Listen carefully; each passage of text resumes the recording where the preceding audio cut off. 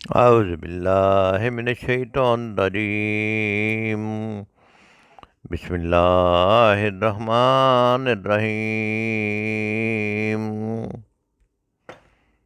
ثم تولیتم من بعد ذلک فلولا فضل اللہ علیکم ورحمتہ لکنتم من الخاسرین۔ تو تم اس کے بعد عہد سے پھر گئے، اور اگر تم پر خدا کا فضل اور اس کی مہربانی نہ ہوتی تو تم خسارے میں پڑ گئے ہوتے۔ آج ہم سورۃ البقرہ کی آیت نمبر 64 کا مطالعہ کر رہے ہیں۔ اس سے پچھلی آیت میں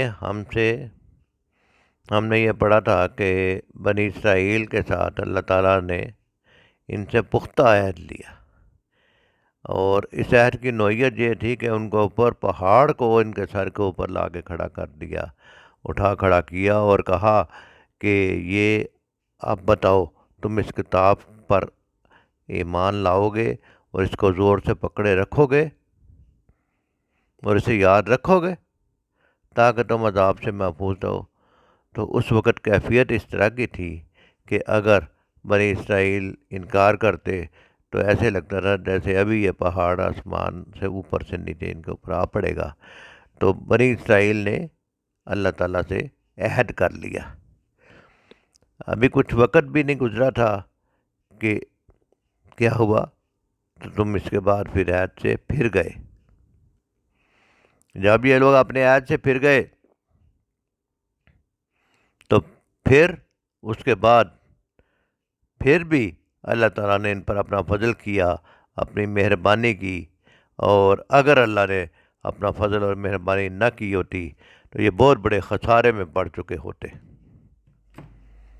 بنی اسرائیل کی تاریخ کا مطالعہ کرنے سے معلوم ہوتا ہے کہ تورات کو اس تاکید اور اہتمام کے ساتھ ان کے حوالے کرنا، اور پھر یہ بات پوری وضاحت کے ساتھ انہیں کہنا کہ اس تورات کی تعلیمات پر عمل کے نتیجے میں ہی تم اپنی دنیا اور آخرت بنا سکتے ہو۔ یعنی دنیا اور آخرت بنانی ہے تو کیا کرو گے؟ تورات کی آسمانی کتاب کی تعلیمات پر عمل کرو گے۔ اور ساتھ میں یہ بھی بتا دیا کہ اگر آسمانی تعلیمات کے احکام سے روگردانی کی اور اس کتاب کا حق ادا نہ کیا، جو کہ یہ ہے کہ اس کتاب کی پوری طرح پیروی کی جائے، تو تم اللہ کے عذاب کا شکار بھی ہو سکتے ہو۔ پھر حضرت موسیٰ علیہ السلام کے معجزات وہ لوگ اپنی آنکھوں سے دیکھ رہے تھے، ان سے بھی ایمان پکا ہوتا اور ان احکام کو وہ یاد رکھتے۔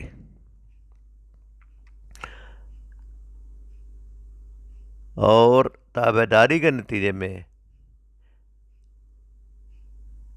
اللہ کی رحمتوں کا نزول ان پر ہوتا، لیکن اگر وہ نافرمانی بھی کرتے تو اللہ اور معجزات بھی دیکھتے رہتے تو پھر بھی اپنے ایمان میں کوئی کمزوری ہوتی تو پھر بھی برابر ان پر اللہ کا رحمتوں کا نزول ہوتا رہا۔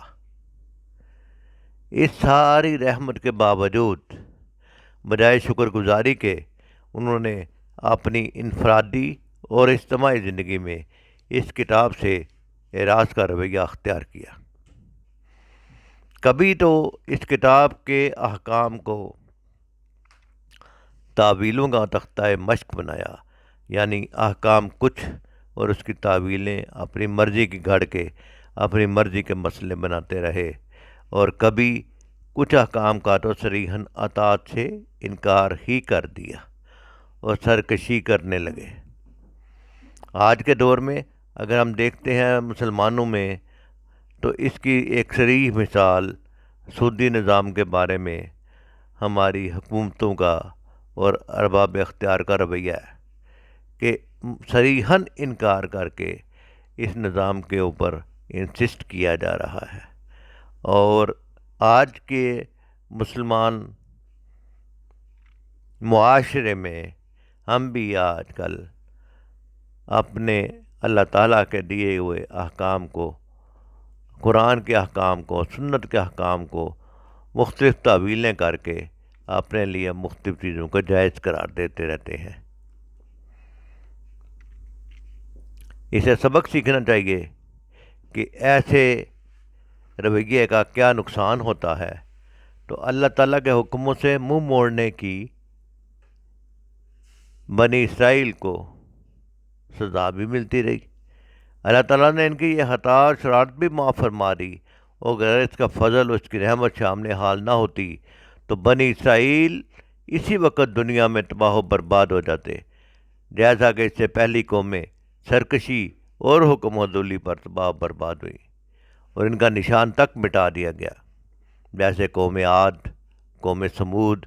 اللہ کا عذاب آیا اور پوری کی پوری قوم مٹ گئی۔ اللہ تعالیٰ نے اپنی رحمت سے بنی اسرائیل میں یکے بعد دیگرے پیغمبر بھیجتا رہا اور بنی اسرائیل کو نصیحت اور ہدایت کی راہ بتائی،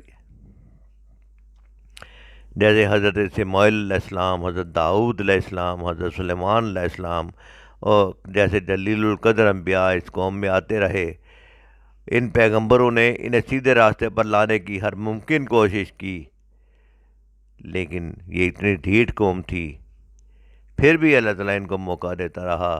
تو یہ تو سراسر اللہ کا فضل تھا کہ اللہ بار بار ان کو یاد دہانی کرواتا رہا، ورنہ نافرمانی سے، سرکشی سے، ڈٹائی کے اس رویے سے بنی اسرائیل تو اپنی تباہی کا سامان کر ہی چکے تھے۔ انسان کے بچاؤ اور زندگی کا سب سے بڑا سہارا اللہ تعالیٰ کی رحمت اور مہربانی ہے۔ اگر اللہ تعالیٰ اپنی رحمت اور مہربانی نہ فرمائے اور اپنا فضل و کرم نہ فرمائے تو انسان کا کوئی ٹھکانہ نہیں۔ یہ صرف اللہ کی رحمت ہے، جس کی وجہ سے اللہ تعالیٰ انسان کو مشکلوں سے بچاتے رہتے ہیں۔ ان تمام بدعمالیوں کے باوجود پرانی قوموں کا انجام دیکھتے ہوئے یہ کہا جا سکتا ہے کہ ایک مذہبی گروہ کے طور پر بنی اسرائیل کا موجود رہنا یہ صرف اللہ تعالیٰ کا فضل ہے، اور اس قوم کو موقع دیا جا رہا ہے، اور اس قوم کو بتایا جا رہا ہے کہ تاریخ کے مختلف ادوار میں اگرچہ ان کے اسلاف بڑی بڑی سزاؤں سے گزر چکے، لیکن انہیں مکمل طور پر تباہ نہیں کیا گیا۔ آج مسلمانوں میں ہم دیکھتے ہیں کہ ایسے حالات پیدا ہوتے ہیں، لیکن پوری قوم تباہ نہیں ہوتی۔ یہ اس قوم کے لیے نبی کریم صلی اللہ علیہ وسلم کے خاص دعا کا نتیجہ ہے، جس میں یہ عرض کیا گیا تھا کہ اس قوم پر بالجملہ عذاب نہ آئے۔ نبی صلی اللہ علیہ وسلم کے زمانہ میں جو بنی اسرائیل موجود تھے، ان کے لیے نبی صلی اللہ علیہ وسلم کی بعثت سنبھلنے کا ایک آخری موقع تھی۔ اب اگر اس موقع سے وہ فائدہ اٹھا کر ایمان لے آتے تو دوبارہ عزت کی زندگی حاصل کر لیتے، ورنہ اس کے بعد کہہ دیا گیا کہ تم ایک ایسی قوم ہو جو ہمیشہ کسی کی پناہ میں رہو گے یا مغلوب ہو کے رہو گے، لیکن اس قوم کو اپنی سازشوں سے اور اپنی غلطیوں سے پر فخر ہے۔